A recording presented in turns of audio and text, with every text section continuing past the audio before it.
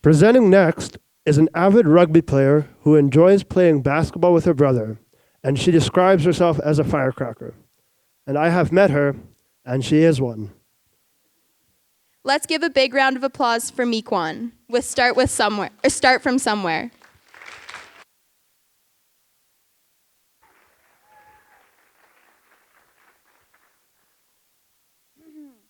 Danse, Mekwan Nasiga Sun, Nihio Isquil from Big River First Nations, Gisi Manto brought us together. As you know, my name's Mekwan, and that means feather in Cree.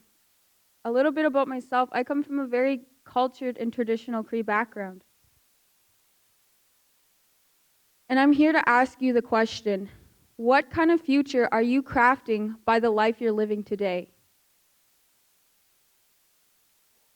Ever since I could remember, I've always been passionate about the environment in terms of protecting the land, the water, the air, and the animals.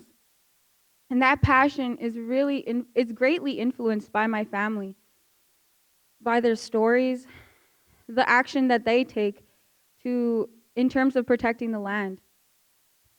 And my journey to action started in the summer 2018, when I was asked on a road trip to go to Manitoba with my Nookum. And do you guys know what the I Don't Know More movement is, or the One House Many Nations is? The I Don't Know More movement is an indigenous movement it's meant to fight for treaties and protect the land. And the One House Many Nations falls into that, but more specifically around the housing crisis. And my journey to action started in summer 2018 when I got asked on the trip to Manitoba by my Nookum, which means my grandmother in Cree, to go work on a housing pilot project with her and a couple of architects and a contractor. While I was there, I got to experience working with a great team of people and really just putting our noggins together to create solutions and really just feed off of each other. The original goal of this house was for it to be completely sustainable, to not have any toxic or wasteful materials, and for it to be off the grid. And actually, this house, when the land shifted, the house was meant to shift with the land as well. So when we got there, we only had 1 week to complete this house in time before the opening housing day. And when we got there, it was so flooded that it was hard to get anywhere within the community, and especially the house because it was surrounded by water. And right away, we started crafting and creating solutions and plans to keep a tight schedule and use our time wisely. While I was there, I got to work within the community and introduce the ideas of sustainability and get others involved and round up volunteers. I also got to participate in a workshop where we designed houses to create more sustainable ways of living and trying and create a solution for the housing crisis. And while I was there, we got to explore the area, and I met some great people, and we shared our ambitions with each other. And we really fed off of each other in that way, inspiring one another. And it was a great way to connect with the community. And there was this man where I'm just so inspired by his dream, and it's so eye-opening for me. So this man had a dream where he kind of just dropped everything and started to build this cabin. And in real life, he did. He basically dropped everything and started to build this cabin for his family. He had the land, he had the resources, so why not? And that inspires me because you have to start from somewhere. Even if it's the small positive actions, like one positive change a week can really add up.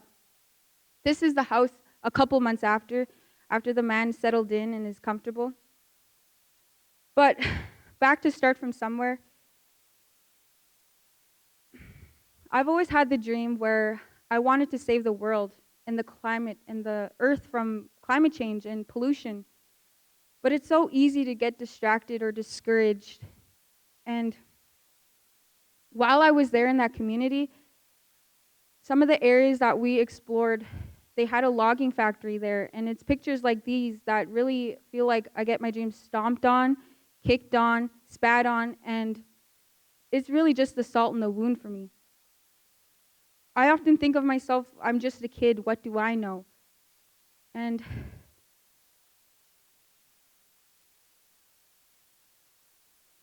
I'm just a kid. That really, for me, having a dream like that, it often gets ridiculed or it feels too ridiculous. And there was this quote that I read on Tumblr while I was scrolling through it one night. It was about time travel. And when they time travel to the past, they don't realize that, or no, they're so careful about not changing anything because it could drastically change the future. But right now, today, we could do something small and significant, and it could drastically change the future for the better.